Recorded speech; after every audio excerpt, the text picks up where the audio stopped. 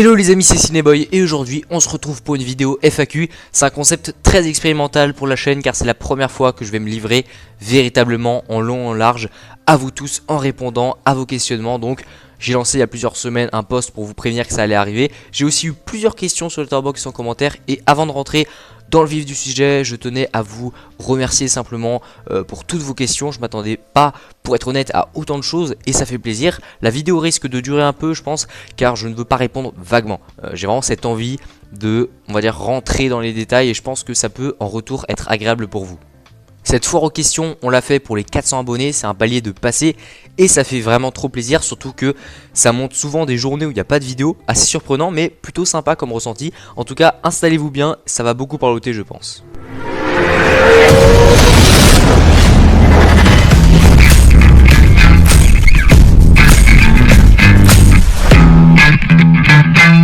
Commençons par les questions de Zerator 2008 ou Didi 7959, c'est parti.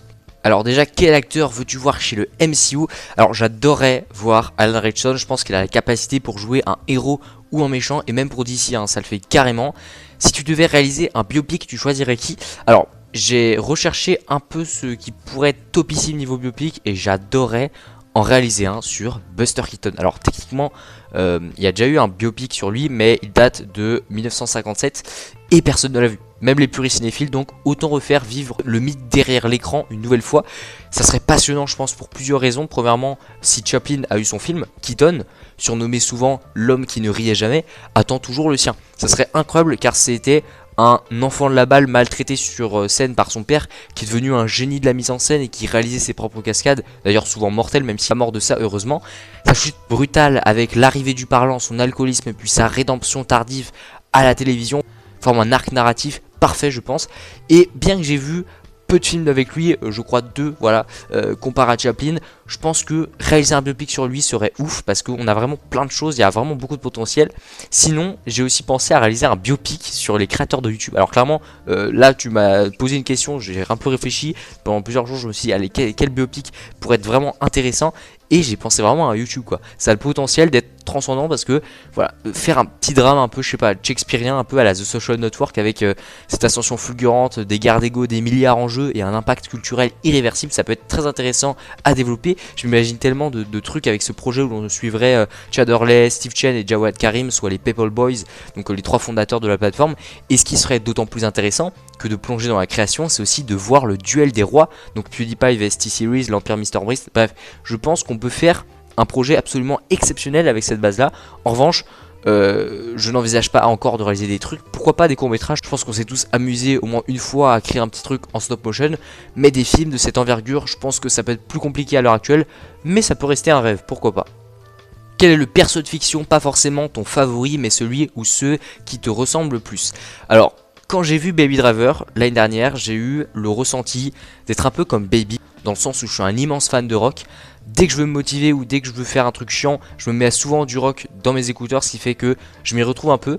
Après, je ne suis pas engagé par des braqueurs, je ne conduis pas comme lui, voilà, on n'a pas la même vie, mais je m'y retrouve pas mal dans ce sens-là. Et puis, il danse sur le rythme de la musique et j'avoue que quand tu mets du bon son derrière, je vais facilement me mettre dans la rythmique. Après, je ne sais pas si c'est le meilleur personnage me correspondant, mais quand je pense à ça, je pense directement à ce perso.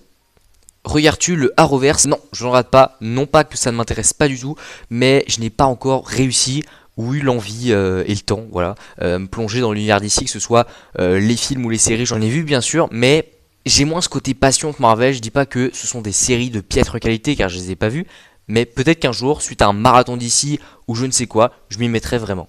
As-tu des fancasts Marvel d'ici en tête? Alors, non, pas nécessairement. Je suis plus dans le mode, ah ok, on a eu ce fancast là, de tel personnage, ok, je juge, machin.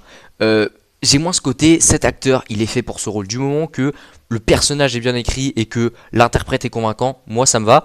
Donc non, j'en ai pas vraiment comme ça. Peut-être au fur et à mesure des futurs projets qui sortiront chez Marvel et DC, mais j'avoue que non. J'en ai eu à l'époque, hein, c'est sûr, mais je suis plus là-dedans, on va dire. Je suis pas très bon en théorie aussi. Ce qui m'intéresse, c'est le projet en question. C'est le critiquer, trouver ses défauts, souligner ses qualités, etc. Ça me plaît plus. Tu utilises quoi comme matos pour ta chaîne? Alors j'utilise un casque HP Gaming. Même si je suis pas du tout un gamer, ça me permet de bien entendre et d'avoir un bon rendu son. Assez topissime d'ailleurs pour regarder des films. Il y a un micro intégré qui me sert pour les lives généralement et les vidéos. Sinon j'ai un autre micro Trust JXT qui est plutôt cool, mais je l'utilise moins. Sinon en termes de matos, bah je crois que je n'ai rien d'autre. Envisages-tu de devenir cinéaste? Alors, je crois que toi, tu es un réalisateur en devenir, donc félicitations d'ailleurs. Je te remercie d'avance d'avoir cette idée, d'avoir cette envie, on va dire, de faire vivre le cinéma. Je pense que c'est un art qui ne se fera pas manger par l'IA, ou du moins je l'espère très fortement.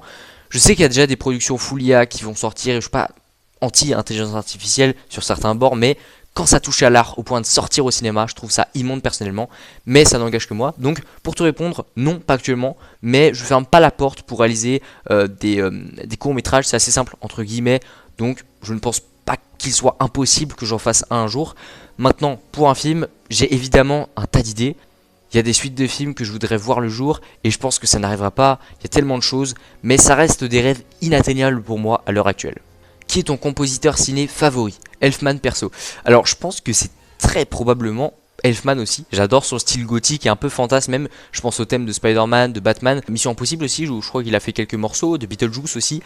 Et puis il a même travaillé sur des séries comme Mercredi, Desperate Housewives ou Les Simpsons. Donc il a plié le game pour toujours, c'est un dieu de la composition. Et si je devais donner un compositeur qui est très prometteur aussi, c'est Mick Giacchino, donc le fils de Michael Giacchino qui est une légende aussi. Et pour moi il est incroyable déjà, rien qu'avec la BO de The Penguin, notamment Scherzo for a Flightless Bird, que je trouve sensationnel, parmi mes sons préférés. Il a aussi travaillé sur les épisodes de Zootopie Plus, vraiment, il a un truc et j'ai hâte de voir ses prochaines propositions artistiques. Quel est le premier film de super-héros que tu as vu? Très dur comme question, peut-être Spider-Man Homecoming ou bien les nouveaux héros si on remonte encore plus loin. Et plutôt au niveau animation, je ne sais plus clairement. Qui est l'acteur que tu préfères et celui que t'aimes le moins? En ce qui concerne l'acteur que je préfère, je ne pourrais jamais t'en dire un bonjour spécialement. Je pense que j'ai pas vu assez de films d'un acteur en particulier, je pense, pour vraiment être persuadé que c'est mon fétiche. En revanche, à la grande stupéfaction de beaucoup, je dirais Tom Holland. Je sais qu'il y en a qui vont dire non, il a rien fait de bien, les gars. Vous n'avez pas vu The Impossible. C'est un de mes films préférés de tous les temps et dedans, il nous sort la meilleure prestation que j'ai vue en termes d'acting de jeune. Il était magistral et j'ai ressenti tellement d'émotions dans son jeu que je ne peux que le choisir. Sinon, je sais pas, je dirais Taron Egerton, j'ai pratiquement tout vu de lui et je le surkiffe. Alan Ritchson aussi, j'adore. Brad Pitt évidemment, DiCaprio aussi, Charlie Chaplin, le génie. Maintenant Buster Keaton aussi, je commence à vraiment kiffer, même s'il faut que j'en vois encore d'autres. J'aime beaucoup Tom Cruise, Channing Tatum, Denzel Washington ou bien Daniel Craig et Dev Patel. J'en ai tellement que c'est très dur. Et l'acteur que je déteste, j'en ai pas vraiment. Souvent quand je n'aime pas un acteur, je ne regarde pas ses autres films ou je l'oublie très vite, donc je ne sais pas. Après j'ai d'autres questions qui sont plus importantes comme le lait avant ou après les céréales, pain au chocolat ou chocolatine ou encore sac ou poche.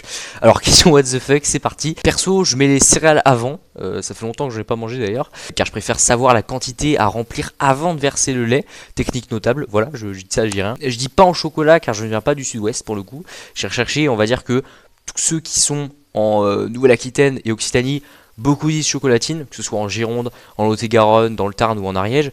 Vraiment, c'est répandu là-bas, alors que les autres départements, notamment au nord, à l'est et à l'ouest, disent pain au chocolat. Et j'ai appris un truc insolite, en Alsace et dans le nord, on utilise souvent le terme petit pain ou petit pain au chocolat. Donc en fait, nous les Français, on veut être différents, on ne veut pas être en conformité, en conformisme, je sais pas comment on dit. On veut avoir différentes manières de dire le nom d'une simple viennoiserie feuilletée, mais on fait avec, voilà, on fait avec. Et sinon, je dirais sac pour ceux qui utilisent des sacs de course et poche pour ce qu'on a sur des pantalons ou des shorts, ça me paraît plus logique. Passons désormais à Karine. Quel est le film sorti en 2025 que tu attendais le plus mais dont tu as été finalement très déçu? Ma plus grosse déception, c'était Novocaine, je pense. Un film avec un high concept génial mais qui finit par être complètement bateau. À fuir, vraiment à fuir. Quel personnage de comics, de livres, de séries ou de films t'a le plus marqué? Alors, je veux répondre pour chaque support. Niveau comics, je pense que c'est Dave Liszewski, aka Kick-Ass. En matière de livres, c'est très probablement Christopher McCandless qui a réellement existé, mais voilà, c'est l'humain derrière Into the Wild. Pour les séries, je pense que c'est peut-être bien Poindexter. Pour les films, le perso qui m'a le plus marqué, je sais vraiment pas, mais comme ça je dirais peut-être la mariée dans Kill Bill. Il y en a tellement que faire un choix c'est très compliqué, aussi Spider-Man évidemment. Bref, il y en a tellement que j'adore, donc c'est très chaud. Mais là comme ça, ce qui me vient à l'esprit tout de suite c'est Kill Bill, voilà, c'est la mariée, donc voilà. Y a-t-il un personnage fictif ou réel qui lorsque tu le vois tu te dis punaise mais c'est moi ça? Comme dit précédemment, je pense que je m'y retrouve vachement en Kick-Ass ou en Baby dans Baby Driver, justement parce que j'aime beaucoup le rock. Après, je ne fais pas des braquages et je ne roule pas comme lui pour le coup. Sinon, peut-être bien le personnage de Woody dans Toy Story. Je peux pas faire le choix, hein, clairement, c'est impossible. Quel personnage fictif détestes-tu le plus? Alors, je déteste le personnage de Gaïa dans Secret Invasion, je ne peux vraiment pas la supporter. En revanche, je pense que le perso que je hais le plus, c'est Brett, car j'ai vu récemment Eden Lake, d'ailleurs film sous-côté et pas si connu que ça, qui est vraiment terrifiant. Et je n'en dis pas plus, mais c'est le perso le plus horrible que j'ai vu dans un film. Mon super-héros préféré c'est Superman, quel est le tien? Je pense que c'est Daredevil. Sinon après ça je dirais Spider-Man, Captain America et Peacemaker, voilà. Sinon, je comprends pour Clark Kent, il a une origin story très intéressante et il est le symbole de l'espoir avec notamment la forme du S sur son torse qui pour info est en réalité le blason de la maison L qui signifie littéralement espoir en kryptonien. Donc voilà, c'était pour la petite anecdote, mais oui, très bon choix. Et enfin, que penses-tu de Superman Returns? C'est mon film de Superman préféré, donc fais attention à ce que tu vas dire, c'est une question piège en fait, mais je veux bien que tu y répondes quand même. Pas vu, je t'avoue que je n'ai pas vu beaucoup de films d'ici malgré quelques exceptions. Faudrait que je prenne le temps de rattraper plein de longs métrages de Detective Comics parce que vraiment là je suis à la ramasse. Par contre, quand je l'aurai vu, il n'y a pas de souci, on pourra en discuter. Enchaînons avec les interrogations de notre très cher Sanctorum. Tu préfères lire ou voir un film? Comme je suis passionné du 7ème art, je préfère systématiquement voir un film. Je lisais beaucoup avant, hein, j'étais très BD et je faisais une collection de bandes d'édition, des BD jeunesse que j'adorais et qui d'ailleurs, je crois, ouais, existe encore d'ailleurs, ouais, je crois. Maintenant j'en lis beaucoup moins. Je me suis tourné vers les comics et encore je prends plus de temps à lire qu'avant. C'est dû aux écrans, je pense, au fait que ça doit être happant dès les premières pages. C'est devenu plus compliqué, même si j'aime bien les comics, mais je garderai toujours plus de plaisir en lançant un film. C'est quoi ton style de film préféré? Je pense que j'aime les super-héros, j'aime énormément les buddy movies. Enfin, les buddy movies, peut-être c'est mieux. Après, c'est un sous-genre de film. Les thrillers, l'animation et les comédies principalement. Je n'ai pas nécessairement un genre favori, mais je pense que je suis très attiré, on va dire, par l'action de manière générale. Sinon, mon sous-genre de cinéma préféré, ça reste quand même le survival. J'adore les films de survie, même si ça veut pas dire que je ne consomme pas des drames, de l'horreur ou des westerns par exemple, mais c'est moins mon style de prédilection. Voilà. Si tu ne pouvais voir que l'une de ces trois séries, Reacher, Daredevil de Netflix et Peacemaker, ça serait laquelle? Ouh là là, le dilemme. Je pense que je m'éclaterais plus devant Reacher, car les enquêtes, je les trouve passionnantes. Pourtant, les Whodunit ou les films d'enquête style à couteau tiré, ce n'est pas mon dada. Mais quand tu rajoutes un héros badass, une bonne intrigue et de l'action, ça fait un bon cocktail qu'on appelle Reacher, et c'est pour ça que je choisis ça. Mais c'est vraiment au feeling comme ça, car je ne peux pas choisir. Daredevil, c'est la meilleure d'un point de vue objectif et c'est ma préférée, je pense. Juste pour le développement des persos, la mise en scène, etc. Mais Peacemaker et Reacher, ça peut aussi être de superbes comfort TV shows, tu vois, les séries que tu regardes un peu pour aller bien. Si je devais en choisir une, par exemple, genre je vais sur une île paradisiaque et je dois en regarder une, je pense que je prends Reacher très très facilement. Si tu ne pouvais voir uniquement qu'un seul univers cinématographique, ce serait lequel? DC Extended Universe, MCU, DCU, Star Wars, Snyderverse. Très facilement, je te réponds le MCU. Et sinon, le plus proche, ce serait le DCU, car j'aime beaucoup le travail de Gunn jusqu'à présent. Pourquoi le MCU? Car c'est le plus accessible. Tu peux t'arrêter en cours de route et comprendre la quasi-totalité des choses. Évidemment, il y a des spin-offs et tout. Mais je trouve que c'est le plus divertissant, le plus facile à suivre, et je préfère aussi les personnages. C'est quoi le truc que tu préfères faire dans la vie? Question qui paraît super simple, mais je vous jure qu'elle est ultra complexe. Ça se joue en traître avec ma famille, voir mon chat ou mes amis dans la vraie vie ou sur les réseaux, écrire des critiques sur Letterboxd, non je blague, faire des lives avec vous, mais je pense quand même que c'est manger des sushis. Ouais, je pense que c'est la chose qui me satisfait le plus dans ma vie, actuellement en tout cas. C'est qui ton personnage fictif préféré? Jack Reacher. C'est vraiment mon préféré ever. Il a tellement d'aura, il est ultra intelligent, c'est un tacticien, et il maîtrise énormément de choses. Donc c'est pour ça. Tu vas en moyenne combien de fois par mois au ciné? Oui, elle est un peu bizarre, j'avais pas d'inspi. Non, la question est normale, à poser quelqu'un qui aime le cinéma. Mais en toute franchise, ça dépend vraiment. Parfois, je peux y aller une fois, après 2 ou 3 fois, ou parfois jamais pendant un mois. Mais c'est souvent une fois par mois, car je découvre principalement les films chez moi, pas toujours sortis l'année en question, donc voilà. C'est aussi une question d'argent, de temps et d'envie. Tu pourrais dire bonjour là, à ce moment précis, ta vidéo 6 minutes 57. Oui, et normalement le bonjour serait déjà passé, mais c'est important pour instaurer la signature Sanctorum. Je ne pouvais pas ne pas le faire, donc normalement il est mis au montage. Maintenant les questions de notre ami Left Wolf. À partir de quel âge as-tu eu cette passion du cinéma? C'est venu assez tôt, finalement, entre les sorties au cinéma avec ma mère quand j'étais petit, que ce soit avec les films d'animation, aussi on regardait des vieux Disney, Pixar, Hartman, etc. Bref, j'ai eu, je pense, une certaine ouverture d'esprit dès le plus jeune âge, grâce à ma mère, et mon père aussi qui m'a fait découvrir des films Ocean's Eleven, tu vois, des films de daron, tu vois.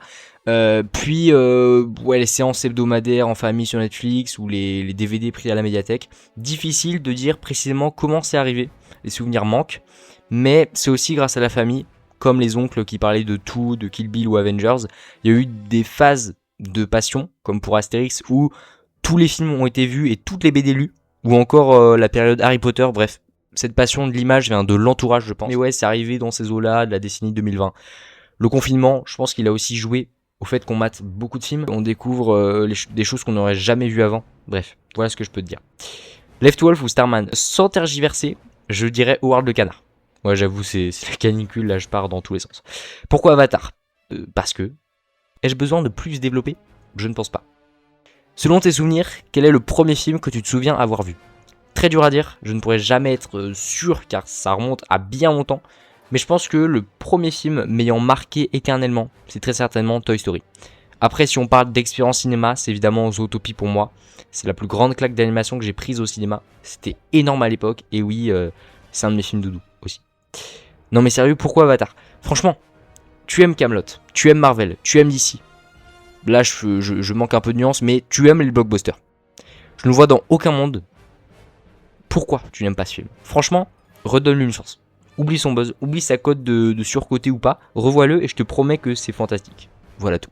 Que t'a apporté YouTube personnellement, moralement et mentalement depuis que tu es YouTubeur? Alors, pour répondre à ta question, tout d'abord, personnellement ça m'a apporté énormément de choses. C'est en majeure partie grâce à des vidéastes sur le cinéma que j'ai pu me forger. Encore une fois, je reviens sur ça, mais des opinions et découvrir des œuvres que je n'aurais probablement jamais tenté auparavant. Ce qui m'a apporté une vraie richesse culturelle, je pense. J'ai aussi eu le kiff total de me faire de nouveaux amis. Il y en a eu de courte date et d'autres comme toi avec qui c'est une relation à long terme. C'est franchement fascinant comme un simple réseau peut rallier des esprits et créer de véritables amitiés. On peut avoir des potes dans la vraie vie, mais aussi réseau socialement. Je sais pas si le terme existe, mais voilà. Le fait de pouvoir discuter avec des gens ayant les mêmes références, de conseiller des films ou d'analyser des trucs ensemble, m'a fait un bien fou. Et pour le côté mental, ça m'a pas affecté plus que ça et rien ne m'empêche d'être heureux. Je mise avant tout sur le plaisir et non sur les statistiques. Même si on est ravi de dépasser les 1000 vues, le fait d'en avoir moins de 100 m'affecte peu. J'ai une communauté en or. Je suis moi-même un gros consommateur de la plateforme. Et ce n'est jamais perturbant moralement. Pourquoi est Gamora? Pour ceux qui ne le connaissent pas, c'est une ref humoristique et une réplique d'Iron Man et Drax dans Avengers Infinity War. Et pour le contexte, on est sur une confusion totale des personnages lors de leur rencontre. Au-delà du même, et plus sérieusement, pour faire le prof, Gamora est là car elle est la clé pour localiser la pierre de l'âme, étant la fille adoptive de Thanos. Voilà, c'était pour la fact. Pas la fun fact, parce que soyons honnêtes, il n'y a rien de drôle. Voilà, j'aime bien, je sais pas, j'ai voulu prendre au sérieux la question. J'ai pas du thème question, est-ce grave? C'était primordial mec. Sur ce coup-là, tu me déçois. D'où te vient cette prédisposition et cette passion du spoil? Oublions. Pour ceux qui veulent comprendre, je vais spoiler que Peter Parker était un tisseur de toile. Voilà. Continuons avec notre bien-aimé Starman. Non plus sérieusement, quel est ton jeu vidéo préféré? Tu le sais, Starman, je ne suis pas du tout un gamer. Et je n'ai aucune plateforme de jeu chez moi. Donc, merci d'être indulgent en commentaire. Si je vous cite des jeux, vraiment pas ouf. En revanche, j'ai déjà joué chez des gens à des jeux. Et celui que j'ai préféré, c'est Injustice 2. Et vraiment pour les combats. Quel est ton comics Marvel préféré? J'adore Black Widow, ce qu'ils disent d'elle de la collection Le Côté Obscur. Spider-Man n'est plus de Stan Lee et John Romita Sr. Mais mon préféré reste Punisher Kill Crew. C'est une aventure complètement folle avec Frank Castle. Il y a même un plan, pour vous dire, avec Foggy Nelson sur une chèvre. Donc si ça ne vous hype pas, je ne peux plus rien faire pour vous. Voilà. On est à la fin de la guerre des royaumes, qu'on appelle aussi War of the Realms, et c'est génial. Quel est ton comics DC préféré? J'aime beaucoup le premier Young Justice de Brian Michael Bendis, Patrick Gleason et John Timms, et Kamandi, le dernier garçon de la Terre de la collection Superstar, mais mon préféré reste Justice League, le tome 1 par Jeff Jones et Jim Lee, qui est magnifique. Peut-être que c'est un peu mainstream, peut-être c'est un petit peu random, voilà, comme préférence, mais c'est celui qui m'a mis la plus grande baffe littéraire, si je puis dire. Quelle est ta série préférée? Ça se joue vraiment entre Reacher et Daredevil, mais la deuxième, clairement, elle a un cran au-dessus, je pense, en termes encore une fois, de développement de personnages. On a une saison 3 absolument phénoménale avec Poindexter qui carry tout sur son passage, donc je pense que c'est Daredevil. As-tu prévu de faire des let's play un jour sur la chaîne? En tant que gros noob en termes de jeux vidéo, j'ai un peu du mal à me voir en train de jouer à un jeu à histoire par exemple en live, mais il y a un truc gratuit qui est plutôt pas mal, ça s'appelle All You Can Take, un jeu méconnu mais vraiment fun, et ça, à la limite, pour un live chill, pourquoi pas, je ne ferme pas la porte, un éventuel let's play. Vas-tu refaire des shorts? Bonne question, car ça doit bien faire depuis août 2025 qu'il n'y a pas eu de short. Pourquoi? Parce que le montage des vidéos en format horizontal m'intéresse bien plus. Et puis c'est pas facile de balancer, je trouve, de courtes infos comme ça. Donc pas accessoirement sûr qu'il y en ait des nouveaux sur la chaîne. Le montage est plus court à faire, mais je n'ai pas forcément beaucoup d'inspiration pour faire des shorts. Mais je ne dis pas qu'il n'y en aura pas prochainement, ça peut arriver. D'ailleurs, si vous avez des idées de shorts, n'hésitez pas à m'en donner. Pas des Bermudas, par contre, ça je préfère pas. Est-ce que je suis celui qui a le plus de charisme et le plus d'aura dans ton cercle d'amis? Oui, c'est une certitude. Et terminons la vidéo avec Alexandre qui nous dit: quels sont tes projets pour la chaîne? Alors, question très vaste. Pour la chaîne, j'envisage de continuer à poster bimensuellement ou tout simplement dès que l'envie et le temps sont au rendez-vous. Le format critique est vraiment celui que je préfère, que ce soit pour un film ou en mode triple critique. Bien évidemment, les lives vont continuer avec des sessions plus axées sur des thématiques précises sans jamais perdre de vue le point central, le cinéma. Pour être clair, je n'ai pas de projet pharaonique en préparation, n'attendez pas d'interview exclusive de Robert Downey Jr. ou de visite des studios Illumination pour le moment. C'est une chaîne qui mise avant tout sur le kiff et je trouve que c'est très bien comme ça. En tout cas, pour ce mois de juillet, on va essayer d'être bien présent avec des vidéos chaque semaine, accompagnées de quelques lives qu'ils soient thématiques ou purement chill.